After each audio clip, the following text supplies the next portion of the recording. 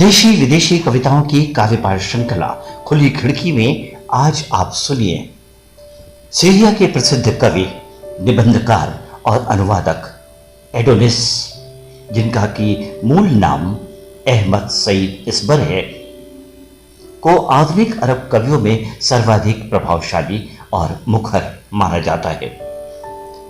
आइए सुनते हैं उनकी एक महत्वपूर्ण कविता। कविता का शीर्षक है रेगिस्तान। उनकी इस कविता का अनुवाद किया है सुप्रसिद्ध रंगकर्मी और वरिष्ठ कवि राजेश चंद्र ने। तो आइए सुनते हैं उनकी कविता रेगिस्तान। शहर विघटित हो चुके हैं और पृथ्वी एक छकड़े की तरह है। गर्दो गुबार से लदी फदी। सिर्फ कविता को मालूम है कि कैसे जोड़े रखा जाए खुद को इस अंतराल के साथ। इस घर का रास्ता नहीं, एक घेराबंदी, और उसका घर एक कब्रिस्तान है। सुदूर घर के ऊपर उसके एक बेकल चांद लटकता हुआ धूल के धागों से।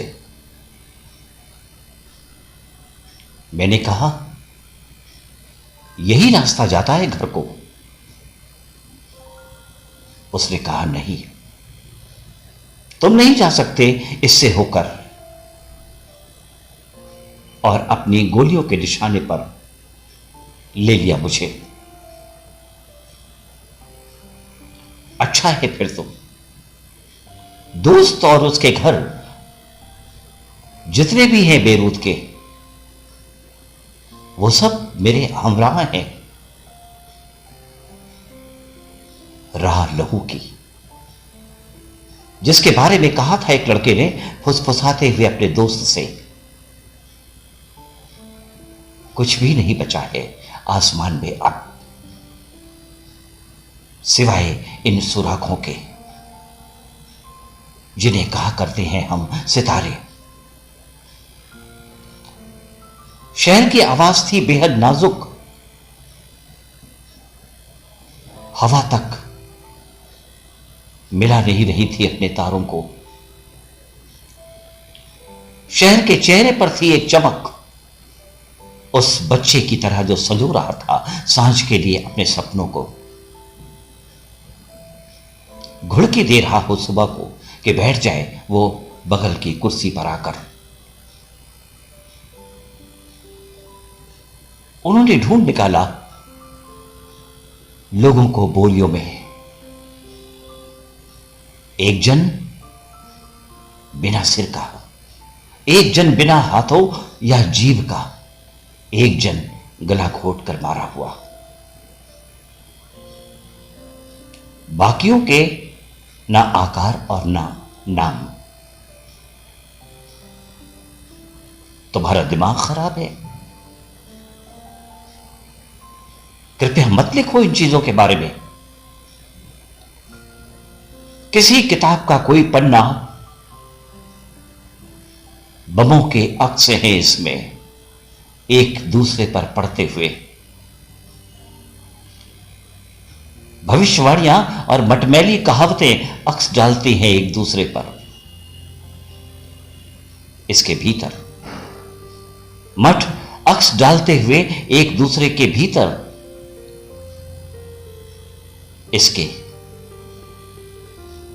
एक गलीचा वर्णाक्षरों से बना, उधड़ता हुआ सूत दर सूत गिरता है चेहरे पर शहर के।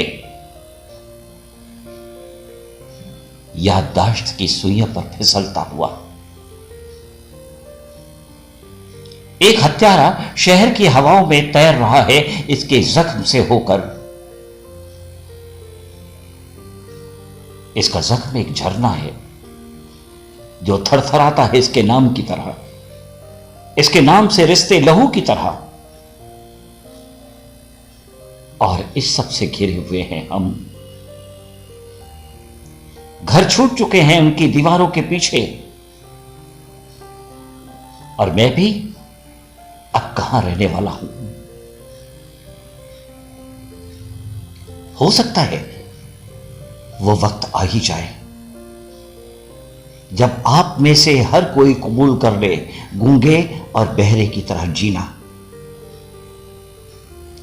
हो सकता है कि वो दे दे अनुमति आपको बुदबुदाने की। मौत और जिंदगी, पुनर्जीवन और शांति आपके लिए।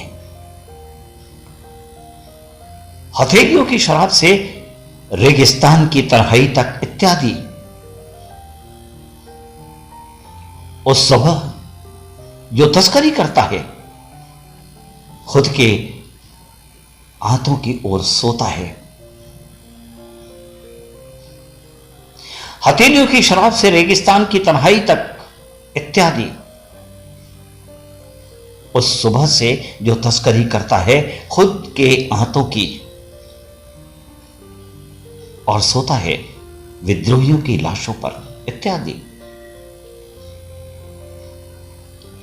सड़कों से ट्रकों तक, फौजियों से फौजों तक इत्यादि। आदमियों और औरतों की परछाई से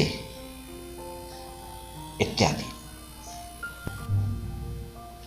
उन बमों से छुपे हैं जो एकेश्वरवादियों और काफिरों की इबादतों में इत्यादि। उस लोहे से जिससे रिश्ता है लोहा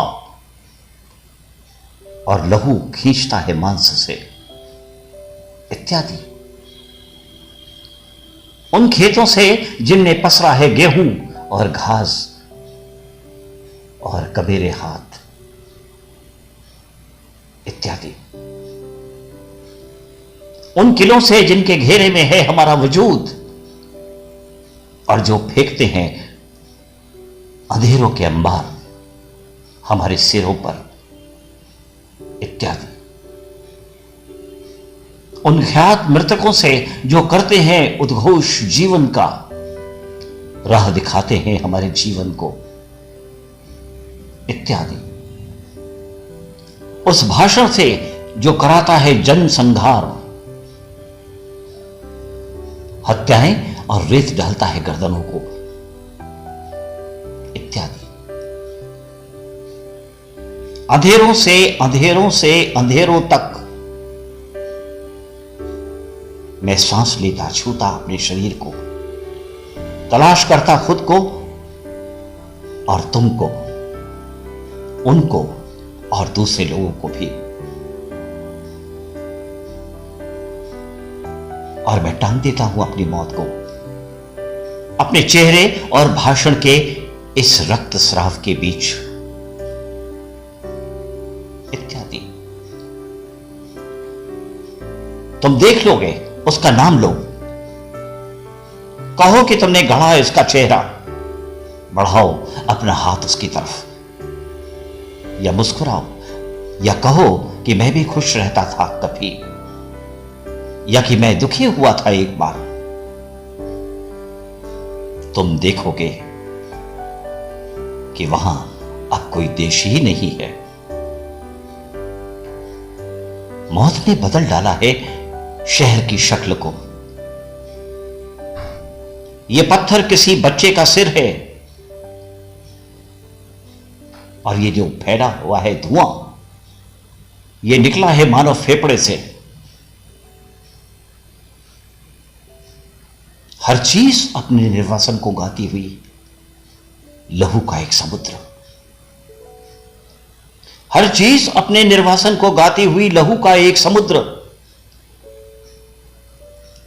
और क्या चाहते हो इन सुबहों से तुम, सिवाय इसके कि उनकी धमनियों से बना लिया जाए पाल इस अंधेरे में, जनसंहारों से इस उमड़ते हुए ज्वार में।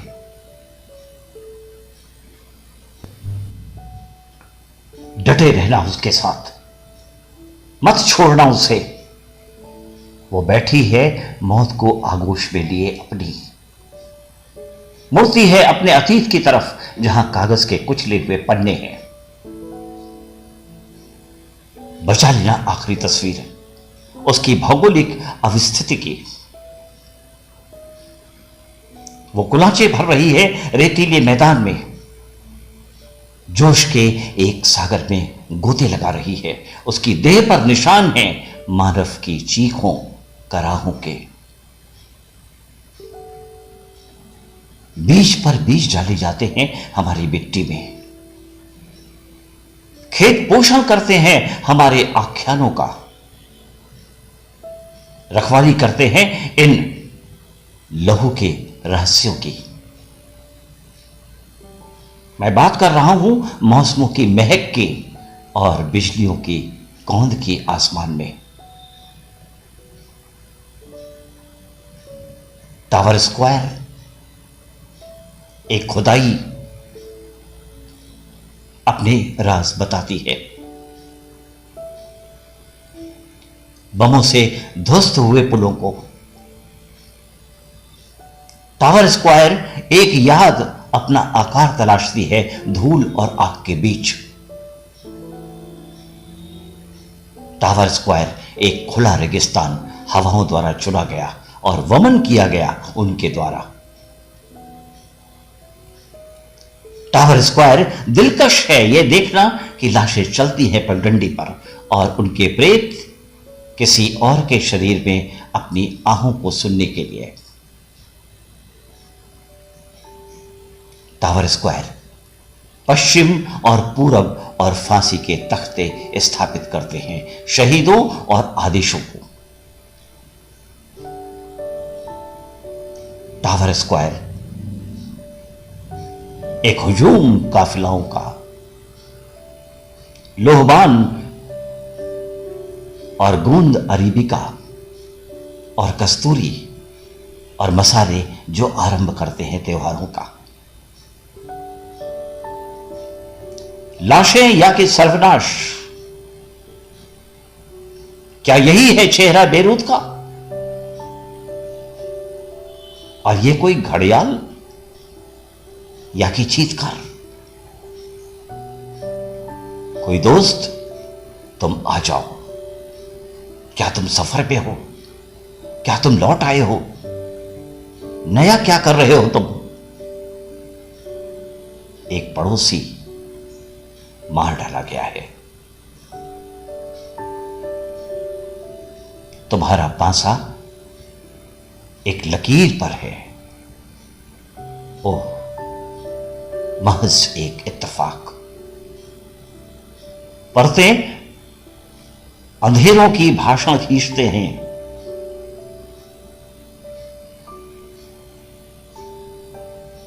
और अधिक भाषणों को। परतें अंधेरों की भाषण खींचते हैं और अधिक भाषणों को। लाशें हैं कि सर्वनाश, क्या यही है चेहरा बेरूत का? और ये कोई घड़ियाल या कि चीतकार? कोई दोस्त तुम आ जाओ, क्या तुम सफर में हो? क्या तुम लौट आए हो? नया क्या कर रहे हो तुम? एक पड़ोसी मार डाला गया है, एक पड़ोसी मार डाला गया है।